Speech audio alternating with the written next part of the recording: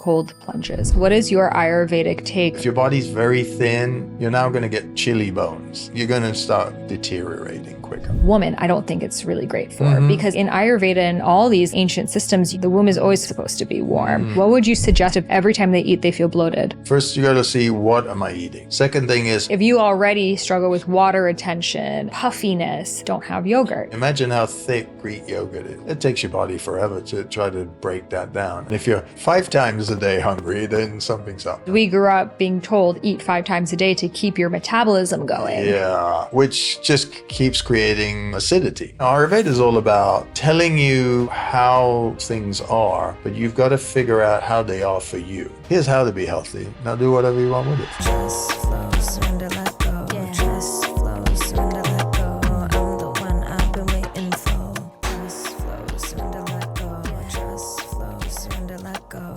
Just flow, surrender, let go. I'm the one I've been waiting for. Welcome back to the High Self Podcast. My name is Sahara Rose, and on this podcast, I love to take spirituality and make it modern, grounded, and relatable so it can actually serve your needs. So I have been on a yogic path since I was around 12 years old when I first saw a sign in my local town outside of Boston that said yoga. And I was like, Mom, after school, you need to take me there. And so I started practicing hot yoga, which took me on a journey of diving deeper into reading about the Yoga Sutras and later living in India and studying Ayurveda and writing several books on Ayurveda and then on dharma and going on the journey of the goddesses. And this is over 10 years ago now, more, maybe 15 plus years ago. I want to say, we'll ask. But me and my mom would watch this channel called ZLiving, which was like the healthy wellness channel on like TV. And there was a show called Yogi Cameron, Model Guru. And me and my mom were like, wow, this guy's so cool. He like meditates and does yoga and this and that. And then we found out he was Iranian. We're like, wow, he's like our soul brother. This is amazing. He's like my uncle, you know? And flash forward like 15 years after that, I ended up on a panel speaking with him. And then he just came into my consciousness very recently. And I was like, where is Yogi Cameron? And then I would like DM to him. I'm like, where are you? And he's like, I'm here. And I'm like, come on the podcast. And we have him here today. So this is a full circle moment because it's like, you know, those people you see on TV, like doing spiritual things. And you're like, I didn't even know that that was possible. I didn't even know people shared about that. And I'm sure you've seen them, you know, on YouTube and things like that. It's becoming more and more mainstream. Well, this is a moment for me that someone that I used to watch way before I got into this is now here on the podcast. So he is a yogi, an Ayurvedic practitioner, an author who has taught the likes of Madonna and so much more. And he's such a wealth of knowledge. And I want to ask him like some really like deeper questions about having a yoga practice.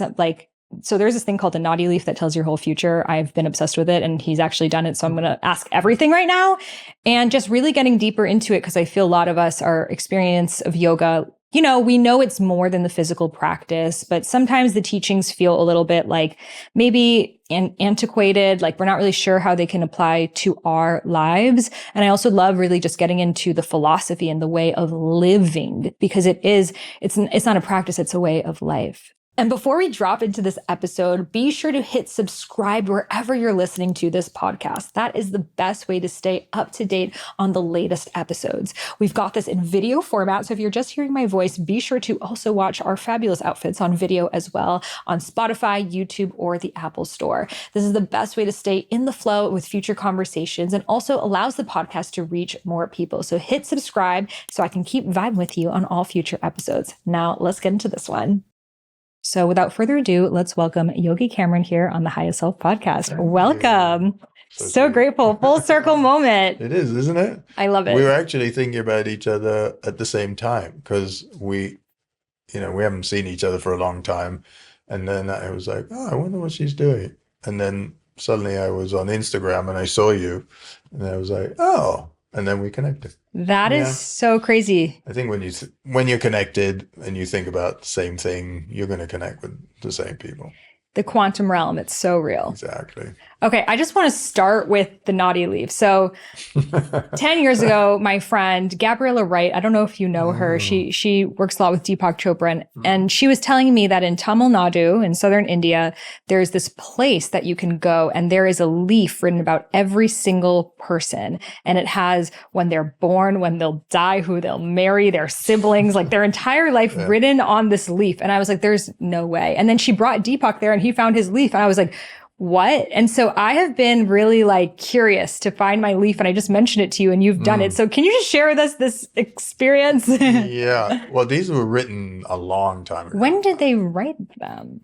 Thousands of years ago. Okay. Are there leaves about every single person on earth, or more people who are like in the conscious world? It's leaves supposedly of everybody, but it's only a certain amount of people will go and find them.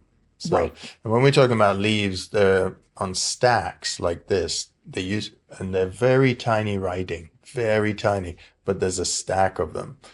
And they go and they find your stack. So the guy would, and this was 20 years ago, so I'm paraphrasing some of it.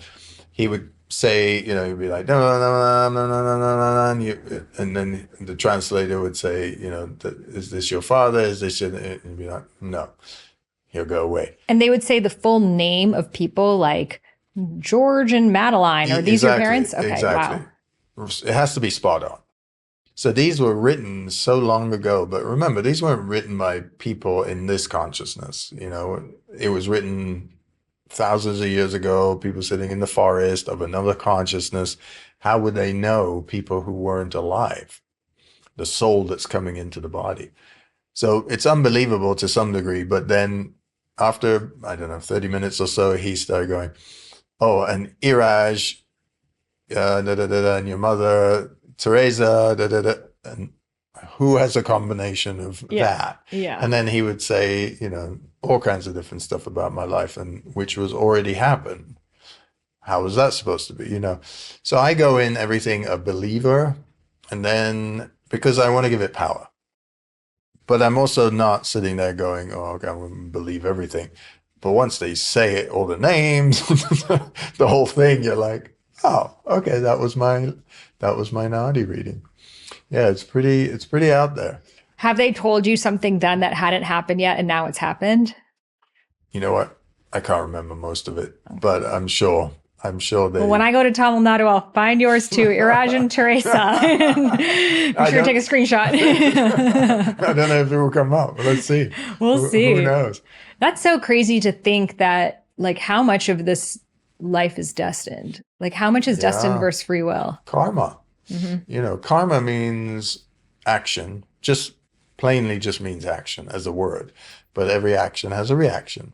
So all the souls that took actions and reactions that are our forefathers and our, you know, ancestors, and that's why we say everybody's connected, because at some level, everybody somewhere touched each other somewhere karmically, and then that karma continues. So all my dad's karma and the things he did, some of it lives in me, and I'm repeating the same patterns, and then some of it finished, and some of it will keep going. So the energy keeps going and keeps going. That's why we all find ourselves in different places, and the commonality is, yeah, I've known them. Oh, this happened again. Oh, deja vu. Oh, you know. So no matter how much you put it aside, even if you don't think you're spiritual, you don't believe in this stuff, it will just keep coming in your face until the day you go, okay, what is this? So the people who are more intuitive accept that and just give power to it, move through things much quicker. It's that resistance that we have to, well, this is it. This is all I see, so that's all there is. Those people will get freaked out all the time because karma, spirits, all the things will come and go. Hey, you know, they'll give you an elbow first, and then they'll give you a poke, and then they'll give you a shove. So before you get shoved, it's better to pay attention.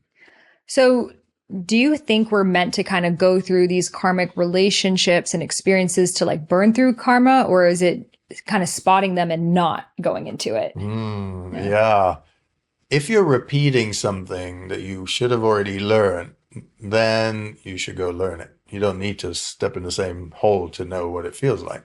If it's the first time around and you're not conscious of it, yeah, you'll have to go through some karma. if you're yogic and you sort of think about everything as karma, then you're not trying to avoid anything, because you even know when you come around again, that is karma as well. You know, so there's some part of it we can describe. It's intellectual. Some of it is more feeling. We can feel it from the heart. But there's so much in life is unexplainable, right? We have to move into the next realm of consciousness to understand it. And there's no words. So you can't exactly repeat it. So that's when we say something becomes a knowing. It just, I know, right? Woman's intuition, for example, things like that. If you know, you just know, but try to describe it, you can't. Have you ever wondered how certain people are able to create these incredible spiritually aligned careers where they are sharing their full expression, making tremendous impact to the world, creating massive levels of abundance, have teams that support them, and getting to be authentically themselves?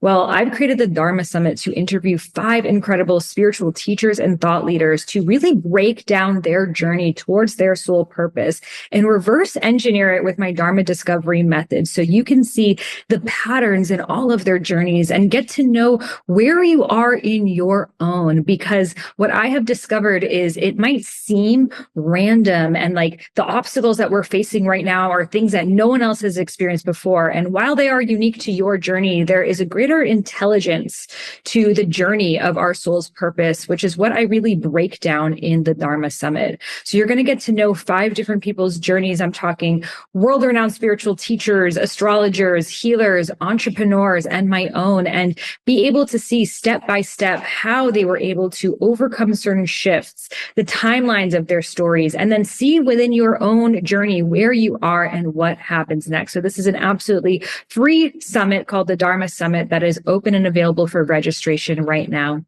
So just head over to the show notes. You'll find the link right there to get started. I am so excited to share this wisdom and magic with you. Do you do any yogic practices to enhance your intuition, to kind of, because I don't think any of us are like, yeah, I'm repeating the same lesson again. We think it's different, right? Yeah, so it's like, how do we know if we are repeating the lesson? How can we enhance our intuition with yogic practices? We generally do it through meditation or contemplation. Contemplation being the step before meditation.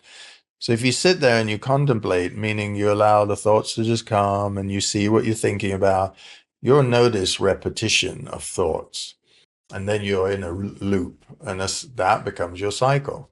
What am I thinking about? You know, so-and-so bothered me. Why, you know, I did that, and you're off to the next thing and you're jumping. If you can't stop at one thing and just be understanding, almost like an observer, I'm just looking. I'm looking at a painting. I have no opinion about it. I don't like it or dislike it. If you can do that with your thought, then you start to understand it really well. But if you jump thoughts, you only give this one, 5 seconds, then you're off to the next one, and it's kind of scrolling on on YouTube or whatever it is. You get bits of things, but you never get the entirety of something. So because we live in the world we do today, we get bits of all kinds of stuff, and then we're left with bits in our head. So nobody really masters anything anymore, because mastery is of one thing. And we used to do that. Stay in a job for 30 years, you became a master of that. Now we kind of love bits. So meditation is pretty tough as well. So I would say contemplation is the better place to be, because you can use your intellect, you can sit in it, you can feel, you're fully engaged with the senses, and then you can see what it is. And sure enough, you'll see if you're repeating, it's going round, then you are in a cycle. Because the person can change, but the energy can be the same, right? So we've all done that.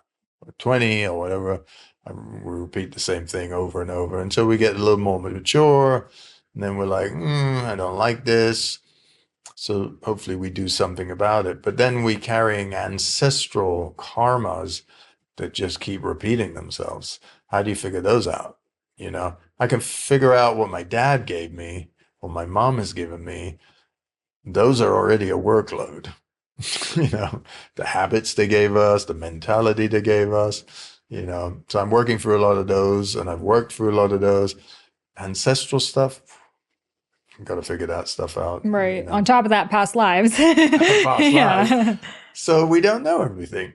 But also it's kind of exciting. If we didn't know everything, we get kind of bored as well. So I sort of see myself as a work in progress. This lifetime is a certain degree I'll get it. Next lifetime I'll get other things. And then maybe takes 10 lifetimes. I have no idea. Have you ever felt like this is your last lifetime? I have no idea where I am in the cycle. I hear a lot of people say that. Yeah. So I wonder. I don't know. But I'd ask them, how do you know? If you really... They're like, I went through so much shit. I can't imagine doing this again. Oh, yeah. Yeah. I'm like, well, it sounds like there's more karma then. Yeah, exactly. Yeah. and the cycle continues, Exactly. I like to just say, okay, I'm not sure where I am. It's almost like people who say, I'm very spiritual, or I'm very this and that. I don't know where I am in the cycle. I could be anywhere. And truly, nobody will actually know, because there's no gauge of spirituality, So we're somewhere. Everybody's somewhere. Do you ever feel that those of us that are on a spiritual path maybe have had more lifetime, simply the fact that we're even contemplating these kind of things? Maybe. I haven't been to that realm of understanding yet. I'm so in the let's work this out in the moment. The things that I used to, when I first went to India, 22 years ago, I was so deeply into all of this stuff, and I would just sit there and contemplate everything.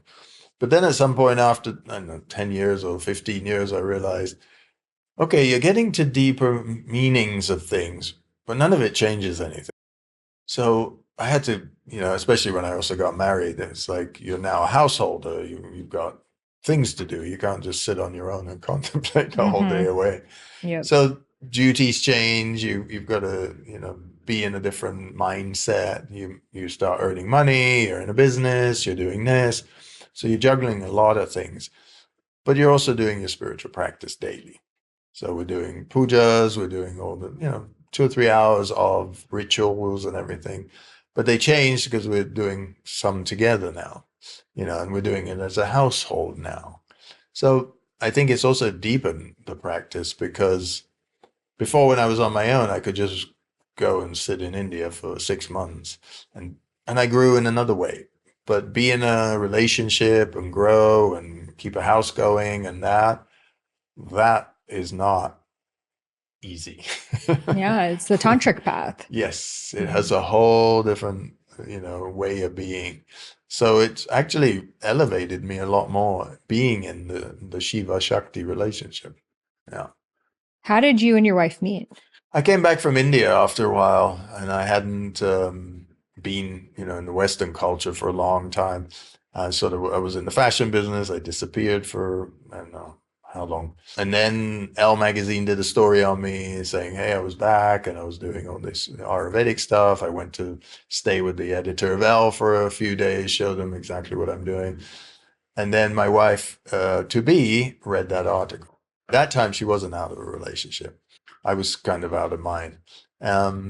And then she became my client, and she was taking all these different pills, like most people, getting over different ailments and stuff. And then I didn't see her. I started shooting the show on Varia, and I didn't see any of my clients anymore for a couple of years. And then an Indian mutual friend of ours from Tamil Nadu brought her to lunch one day. And then the Nadi leaf came back. And the Nadi leaf became real. Exactly.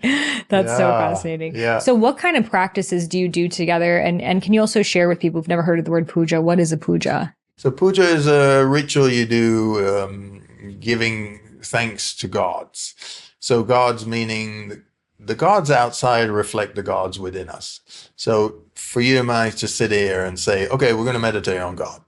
What does that mean? We need some form. The mind needs some form. Otherwise, it's lost in darkness kind of thing. So the statues or the lingam or all these things we use are for us to focus on and then to let go of. So they give us a point of reference. So yantras, the geometrical forms, for example, they do the same thing. You chant, you look at them, and eventually you let them go. And then you take it within yourself. Puja is basically that. There's fire involved, there's smoke involved. You basically giving thanks and reverence to something outside of yourself that's also within yourself. And then you're connecting. So that's puja. Then we're on the tantric path. So tantra meaning Sandarya Lahari is a text of this path. So here we use the yantra, the geometrical form, with mantra, chanting. And then eventually the yantra inwardly turns into a mandala over time. So that's our tantric part. And there's many other tantric parts as well. So it's really chanting and using geometrical forms that eventually... Do you actually draw out the yantra or you just imagine it? We have to draw them out. Yeah. So I'm terrible at doing it, so I leave Jema to do that. So she draws them, and then we sit. And we sometimes practice with the same or different ones that our guru gives us. So you'll look into this yantra, which is almost like a sacred geometry, and you'll say a certain mantra to evoke its qualities until it kind of becomes a mandala in your consciousness. Exactly. So it moves into the next conscious level. So conscious levels just being... They can go this way, they can go higher or lower. Higher or lower doesn't mean they're better or worse. It just means, we're talking more in the beta format of consciousness. Then in our sleep, we have the next consciousness. Then contemplation, we have the next one, meditation. And then within meditation, we have the samadhis of the 4 different levels. So it's never ending. So all we're trying to do is keep raising the conscious level to be at the next conscious level. So we can have a deeper understanding of all the things we're learning. And that's pretty much what the yogic path is. Live this life and then keep moving in consciousness. And wherever that takes you, you have to be there. Can you tell us a little bit about Shiva Shakti and its story? So Shiva is consciousness. Shakti is energy. So we're saying, and now, science is picking it up. All the guys out there are talking about it, which is amazing, that we need consciousness on its own is just sort of still. So when we sit in meditation, if we only have consciousness, then we're not moving. It's not going anywhere. It's almost like it's a void. So spandam, that movement within the void, is Shakti. Shakti is creation. So we often refer to the female as Shakti, but although in male and female, we have the masculine and feminine. So the masculine is that consciousness, and the feminine is the spandam, is that movement. And that's why we say those two are perfect match. When it could be a man, it can be a man and a man, it could be a woman and a woman. We just need masculine and feminine. And it's that coming together of it that creates consciousness and creativity.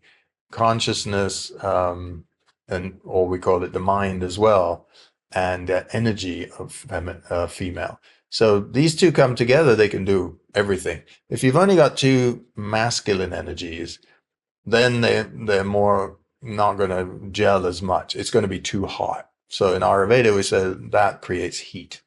Too much masculinity, let's say in me, and then say my partner has too much masculine or using too much masculinity, then we're going to be good at getting certain things done, but creatively we will probably suffer.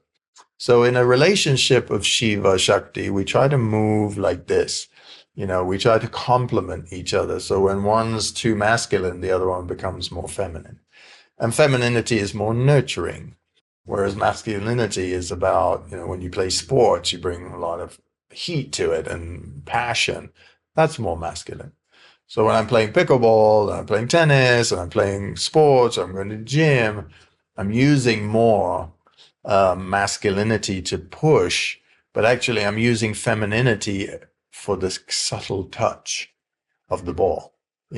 So if you watch a beautiful tennis player, like, when I watch Roger Federer, he uses the masculine. I don't know if he knows this. He's using the masculine to be forceful, but he's using the feminine to create touches to get over his opponent. So that's sort of how it works in a relationship, in sports, in life, and all of that. Yeah, it's really about having the integration of them. And so tell us about working with like the Shiva lingam in your puja. It's funny because this morning I was texting with my Tantra teacher and he was like showing me the marble and all of that. Yeah. To the naked eye, lingam looks like a phallic symbol, right? And it represents the male genitals as well. But actually what it represents is masculinity and consciousness. And in this form, this part you see is the lingam, and the bottom part that it's in is the womb, let's call it, and the femininity. And that's why it's masculine with feminine, those two together. They're often talked about as being, sexual organs, which they can be because the male goes inside the female. But in that practice of meditation, we're really focusing on both masculine, feminine, as we are in Ayurveda. When you're looking at your client, you're looking to see, how much masculinity are they using? How much femininity are they using? Because as soon as there's a shift in one to the other, if it's a slight shift, it's totally fine. But if it's a shift and then the weather is really hot and they're more masculine and then they're eating chili peppers and they're sweating a lot, now they're going to get aggressive, right? That makes them ungrounded. So then when they come to you, what do? You start talking about the feminine and the cooling and the things. So that's basically what we're doing a lot of the times is doing the opposite, when we're trying to get people better or more focused or whatever it is. We talk about the opposite, and I work with male, female a lot because that's an aspect most people can understand, because it's within them, they can feel it. Yeah. And that pitta dosha, the fire energy is very masculine, Yeah. It is that heat, that ambition, that goal-orientedness, and then everything that you mentioned of that eruption as well. Yeah. And then you have the guna in the mind. So if they're more rajas, then on top of the pitta in the body and the fire, rajas is also fiery. So that temperament is great for, going to war and doing things like that. But it's not great for daily life, unless you're doing heaps of energy work and, you have to treat a client and you're on the go, a lot of movement. But at some point, you're going to have to cool down as well. And it's hard to, stay sattvic, which is that like purity consciousness in this society, because it is so rajasic. Like I find myself, that's the one I can easily slip into of getting emails done and everything done. Tamas is one I don't really experience that much, but it's funny because I have a kapha kind of face, but my personality is not very kapha. I'm curious, what do you see me as? What doshas? Well, you can be different. You can be, dosha can be totally more kapha. Well, we are of all dosha, right? So you may lean bodily more on kapha, but you can be right there on the precipice of pitta as well. Right. Both, right? Where vata is less. I feel like I have a kapha face, but then my body is not really kapha. It's like interesting how doshas can stay in different parts. Like my wrists are very vata. Yeah. So it's interesting. Well, we're looking at it all, right? Yes. We're looking at absolutely what's going on with this person, and then where have you come from? Where did you grow up? And then where have you been living, now? Because that's going to affect you, the immediate place you're living. But your body was different before. All of us were. And then we moved somewhere. So I lived in Iran and I went to England and so weathers have been so different, and then land in California again. So we have to take everything into consideration and then look at ourselves, because the signs we get from the skin, I find, is the most sort of up to date, because your eyes may have been like, they're like that when you were a kid. They just happen to be there. That's one sign, but that's not all the sign, right? Yeah, skin to me holds a lot of, because skin keeps reacting to the environment. So that keeps changing very rapidly, whereas all the rest can maybe, your liver doesn't, for example. So do you kind of look at if they have dry skin, more vata imbalance, oily, more pitta? Yeah, blotchiness, because the skin also is very reactive. You go in the sun and some people just straight away burn or get blotchiness where somebody else doesn't. So it tells you a lot about this person and what their tolerance level is. you know. So a lot of the times when I'm talking to people, I'm like, you know, do you sit in the sun? How much sun do you get? Because a lot of people just don't sit in the sun anymore. They're scared. So what are your thoughts on sunscreen? Do you wear it ever? I will wear some of it when I'm playing sports because I'm going to be in heat a lot, you know, exposed. If I feel the heat is soft, then I won't wear it. You know, if I'm outside and it's, you know, summertime and it's 95 degrees, I just won't put my face in it. But I will look at the sun early morning. As the sun's rising, I'll sort of look at it and stare at it for a while, for about 10, 15 minutes, and my face will get used to that heat coming up, and then I'm done, right? So it's really, you know, Ayurveda is all about telling you how things are, but you've got to figure out how they are for you, right? So we know fire is always hot, ice is always cool. They're never going to be different. You know, wind is always drying. It's not going to be different, you know. So we take this information and then we apply it to ourselves. How is it working on me? You know, and we never look at somebody else because, for example, I'm not that affected by wind, so I can go outside, it's super windy, but my body is more Vata-like, but I'm not bothered by wind. Whereas my wife, you know, Jema will come out in 2 seconds of wind and it's really bothers her.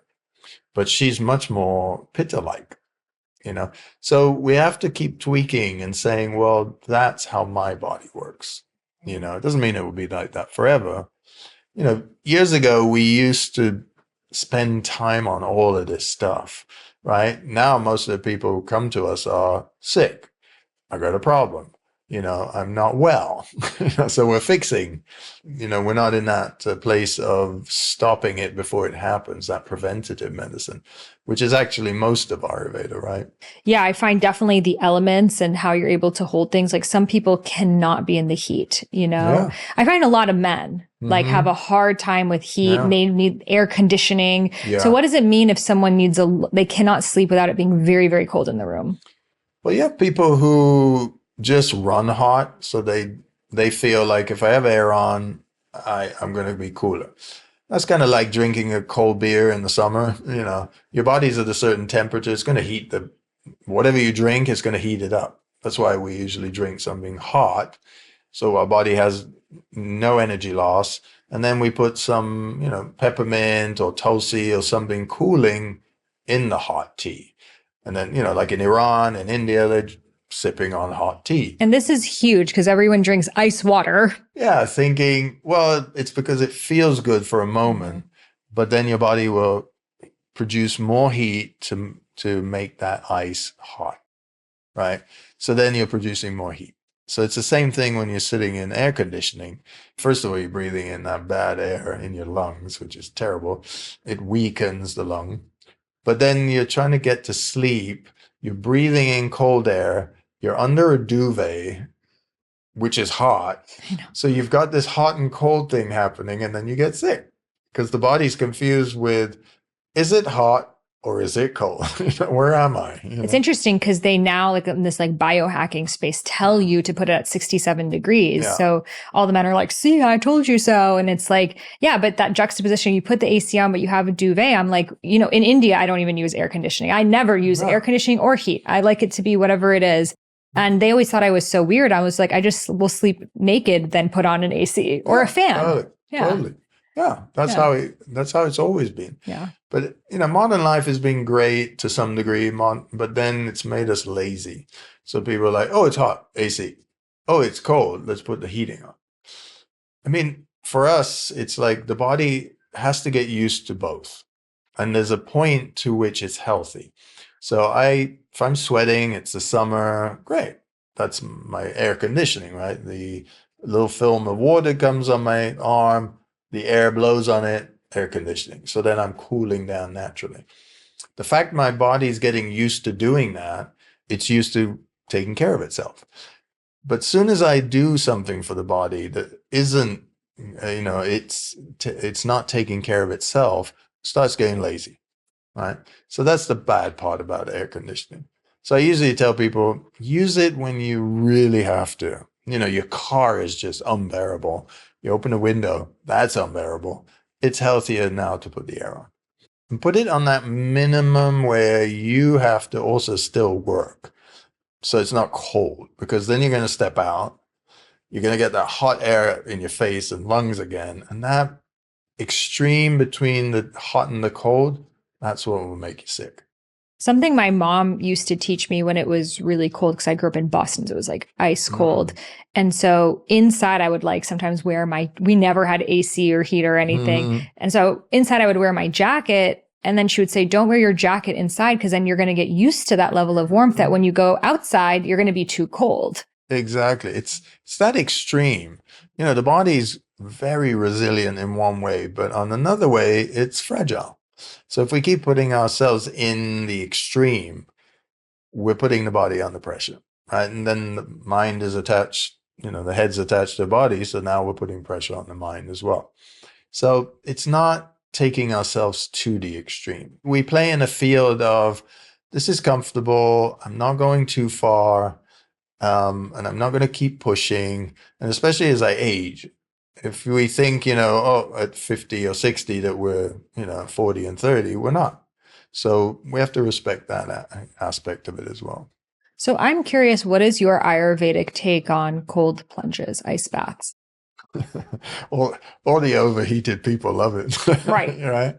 Well, Wim Hof came along and he, but the dude, I know what he's doing. Maybe his tolerance level, he's got pitta in the fire element in his body so high, and a lot of stuff's coming out now that you had a lot of drinks as well, which takes you, which is, it makes the blood hot. But we can't say, hey, I can't go up there and go, hey, I'm going to do what he does. If the guy's trained for 40 years or whatever, he lived in wherever it is, Poland, Bulgaria or somewhere, it's freezing. So he's got used to it. So you can come and train with him, like we would go to the Himalayas and do stuff, but we're not doing what the Agoris do up in the, if we did, we die, right? So it's really understanding cold plunge to some degree is good for you. If your body's very thin and you have not a lot of muscle, it's probably not good for you, right? Because the muscle is what's taking all of that. And the muscle's keeping the bone together. If you're so thin that the bone's right there, you're now going to get chilly bones. And that's not good, because the marrow is in the bone, calcium is in the bone. You're going to start deteriorating quicker. I find that the people who really resonate with cold plunges are very pitta men who almost need that extreme to finally relax. Right. But though I think then instead of now cold, they need ice and they need longer and longer and longer. And but I see it benefits them. And if it's working for them, I think it's more natural to go into a cold pond or something. Exactly. Because that would make sense, because it's like at that time of year. But the difference is woman, I don't think it's really great for, because like in Ayurveda and all these like ancient systems, you're supposed to wrap up the womb. The womb is always supposed to be warm. Your feet are always supposed to be warm. So to put a woman in a cold plunge feels very unnatural for her being. Well, it's all the women who have more fire in them. So they're finding it useful. But to what degree? Because I'm, watching this, I'm watching people talk about this.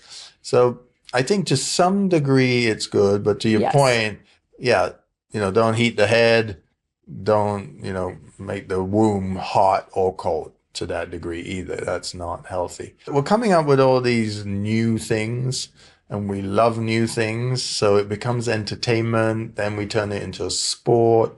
So we misuse everything. So cold plunge, for example, in Sweden, if I've grown up in Sweden, I got used to the cold. I mean, now they're doing hot and cold too. They're doing hot and cold. Yeah. I'm used to this. I've been doing this since I was 1, 2, 3, 4. I'm acclimated to something different now, right? In California, if I put one in the back garden and then I put it at 39 degrees and then I sit in that for 10 minutes, it's just not good for the body. Let's say it's gone past the point of positivity. Like to your point, if I'm going into a lake, it's colder outside, I'm already getting used to this, it's not icy, probably going to be okay. But again, how long for, right? So I think with we're entertaining ourselves with these things, challenging ourselves. But the body is fragile in one way, resilient in another. We have to know, okay, now I'm just being silly and pushing for no reason, because what is this? Because the guy who's, 30, 40 now, if he's starting to break down his immune system, not treat his body in a correct way, you can, by the time you get to 60, you're just not going to be in good shape. So we have to think a little bit, down the road. But I don't know. Everybody seems to be in a corner doing something. So what are your thoughts on strength training from a yogic perspective? From my own perspective, I went to India 22 years ago. I stopped working out in the gym for probably, I don't know, 17, 18, 19 years, something like that.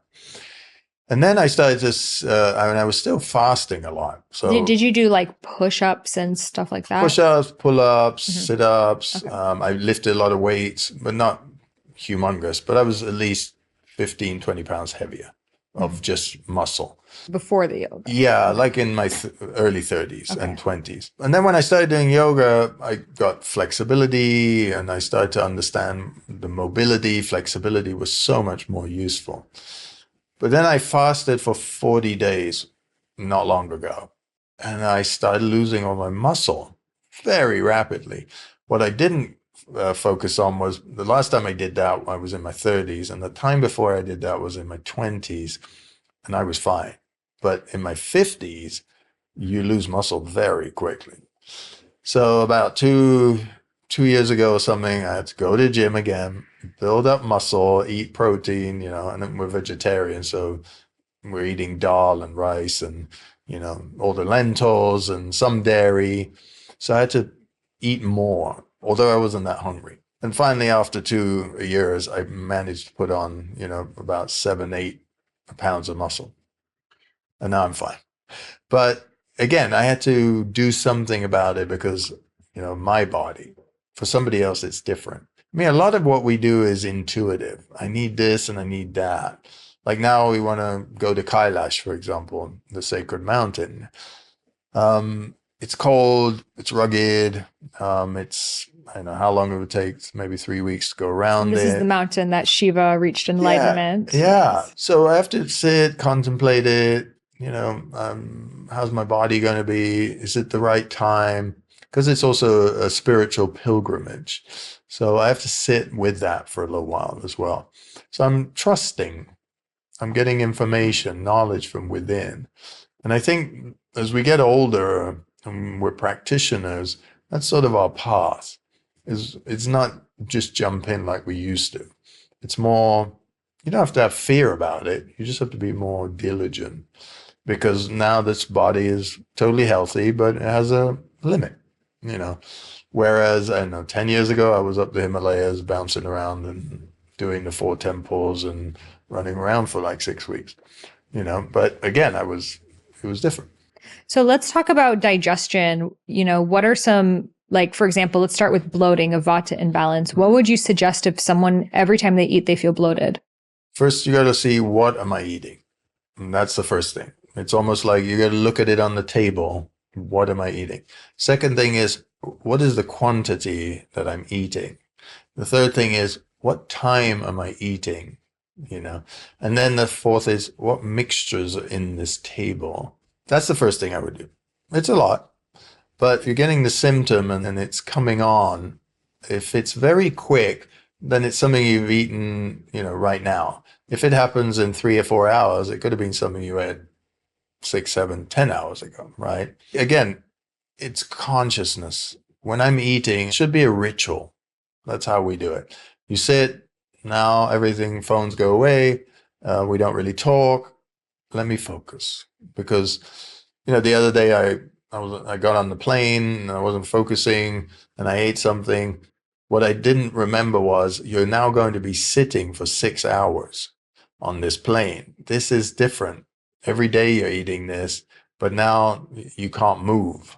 You would normally eat, then move. Plus, the plane is in the air, which is going to vata imbalance. Exactly. Yeah. And the air pressure is different. Air pressure usually is, I don't know, a few thousand feet lower, but it's not like being on the ground. So I didn't take that into consideration, and I got indigestion.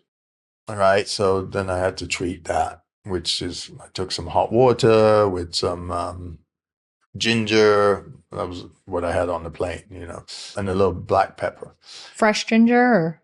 And no, this was a ginger tea bag and stuff I had on the plane, right? Okay. So again, I treated it based on what the symptom is, but I forgot that although that's something I always eat that's healthy, now I'm stationary. I forgot about that. So do you walk after all your meals? Well, I'm moving. So I eat, maybe, I don't know, it takes me 15 minutes, and then I get up and then I'm moving. So my digestion is moving. There is movement happening. So digestion is moving faster because of that movement.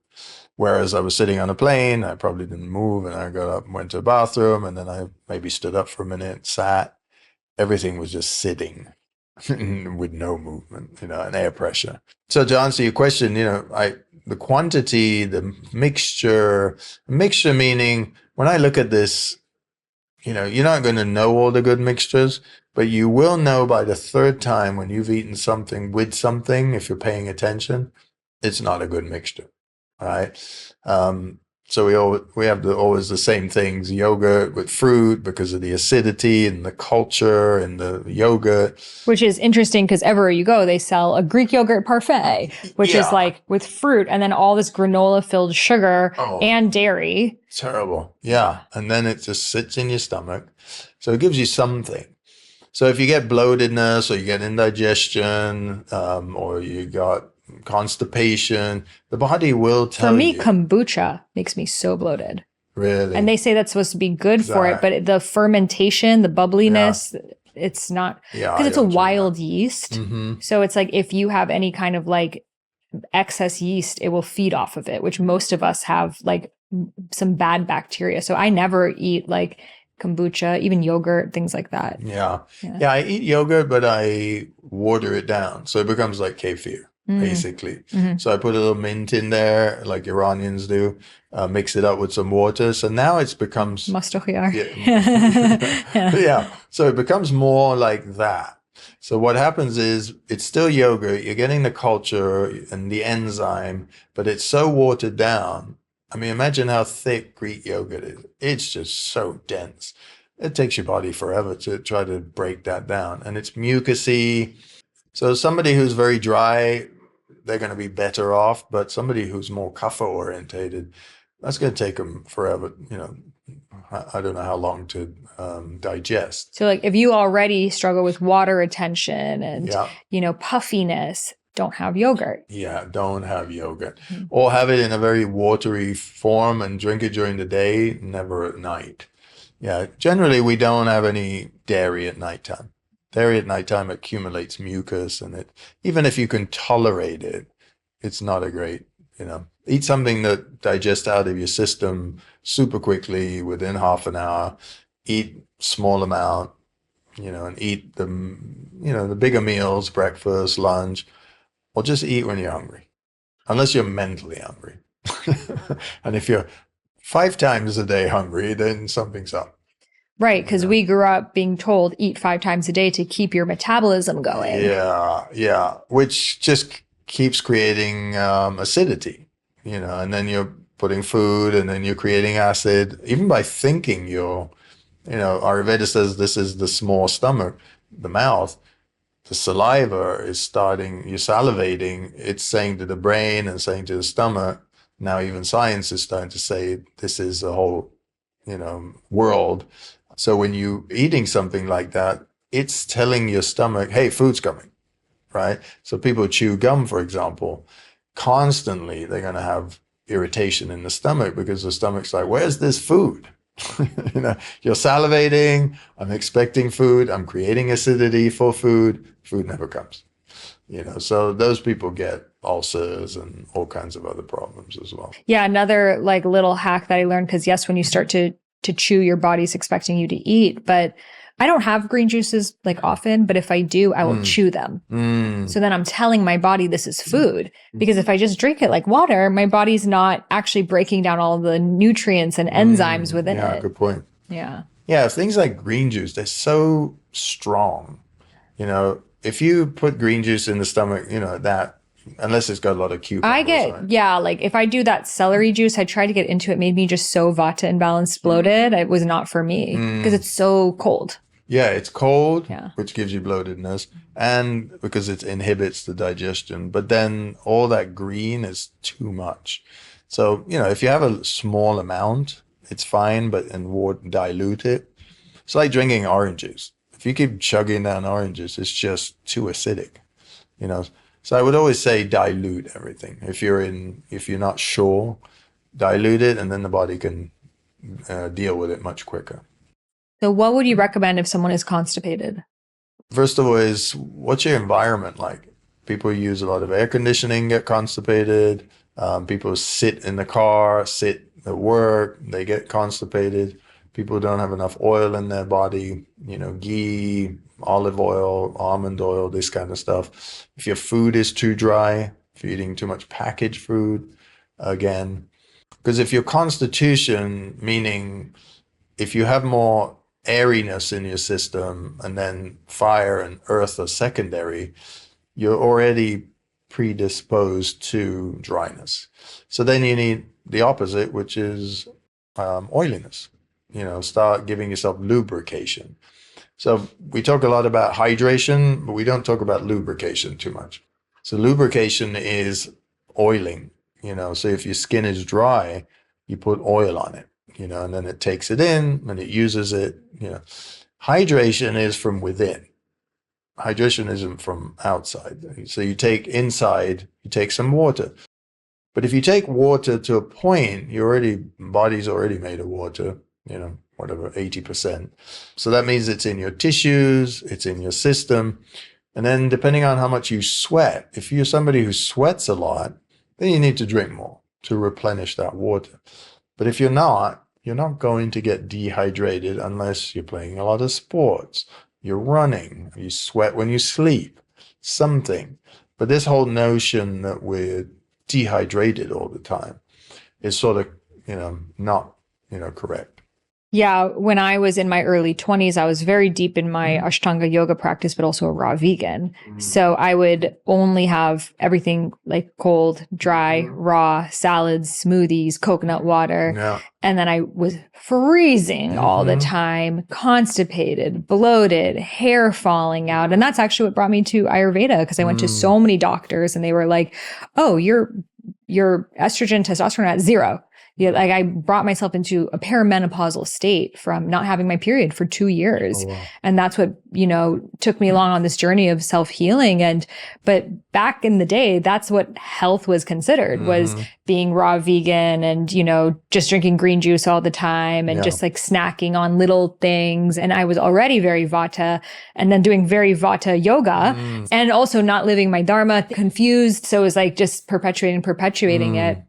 And so it's interesting because I think a lot of us grew up afraid of the foods that are like the lubricating foods. I know I was. I was like, I was like, I can't ever eat oil. Like that's going to make me huge. And it's interesting because the word for oil in Sanskrit, sneha, is the word for love. So it's like when you oil yourself, you love yourself. And so that was like, I remember I heard like if you even put oil on your skin, that your body would like take that as food and you'll gain weight. I was like, I can't even do that. It was like all this rewiring I had to do growing up in the 90s, like fat phobia generation. Yeah.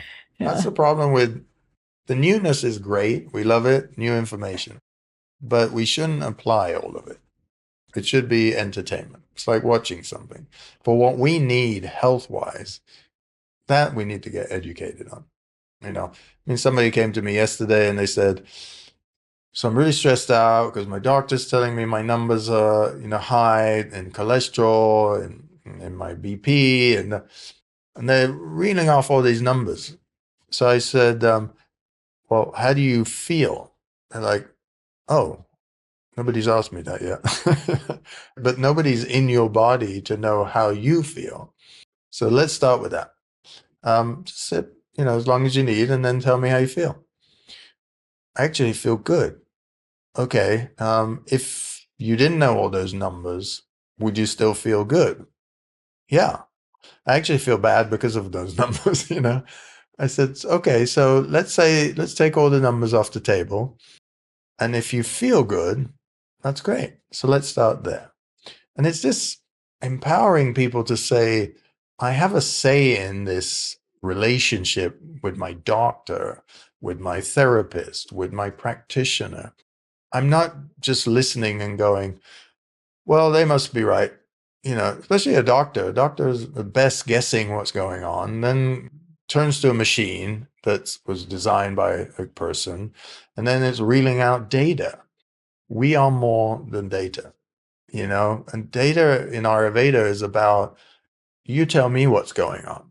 I'm not telling you what's going on. I have the knowledge to see and, put it all together, but information has to come from you, right? As your skin is talking to me, the eyes, the tongue, all this stuff is telling me something, but I don't feel what you feel. So tell me how you feel. So we started there. And then suddenly she was like relieved, and she had more fear and stress about her numbers, and then it was like, she's now fine, So we're in that perpetual place of, oh, let me try this. Oh, my doctor said that. Da, da, da, da, da. But we take little responsibility that we need to be the one who says how we feel, who knows how we feel. If something's achy, well, let me sit for 5 minutes and figure it out, right? Instead of running to have a test, running to ask somebody, I should be able to know more about myself than anybody else. That's how it should be. But it's not, right? It's like, if you feel fine, but your doctor is telling you numbers, listen to yourself. But also if you don't feel fine, but your doctor's like, tests look normal. It's like, inquire more. And it's coming back to knowing ourselves. And I feel a big part of our spiritual awakening journey is to realize that, is to realize that our doctors or no one, like, it's great for, acute issues, but most people have never actually sat with like, yeah, I feel bloated after every meal. Let me break down everything I'm eating and how I'm feeling before. And am I actually sitting down and eating a meal, or am I standing up and, watching 10,000 YouTube videos and answering emails? And like, no one's actually like really sat with those processes until we have the really bad symptom. And then we're like, I have IBS, and it's like, we all could have IBS. And so much of this is also just psychological as well. It was interesting because when I had my really bad digestive issues, the doctors prescribed me antidepressants. They were like, oh, the mind body are connected, so take antidepressants. I was like, that is not the solution. Thank goddess. That's what brought me into this journey of like, how are the mind and body connected? And so how can I shift the mind? And that's what I love about Ayurveda. It's a lifestyle, it's like, how are you sleeping? And what's your meditation? What's your yoga? How are you eating? How are your bowels? How's your skin? And it's like all in one thing. All of it. Take everything and then see what's happening, right? I almost also feel it's unfair to doctors that people mistreat themselves, don't know anything about themselves, and then run to the doctor and go, figure it out. And they're like, well, my training is that it could be 5 different things.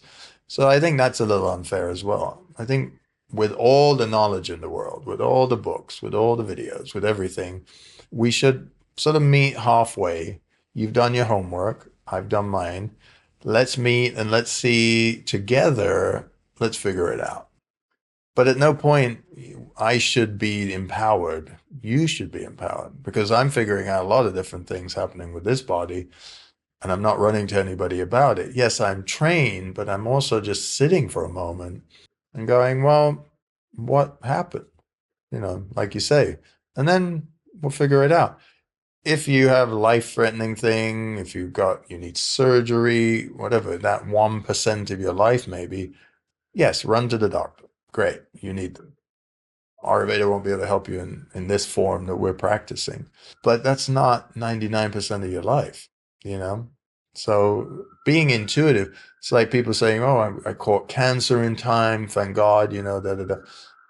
You could have probably caught it even before if you were just in touch and trusting yourself, Absolutely. Having that deeper connection, then you can feel the subtleties of like, that subtle stomach ache, that subtle anxiety, that subtle, and it's so amazing because as you do more practices, I've been working a lot with mantras recently. We just have Navratri. So I was like doing, and I just noticed this like almost like underlying anxiety that I had was gone.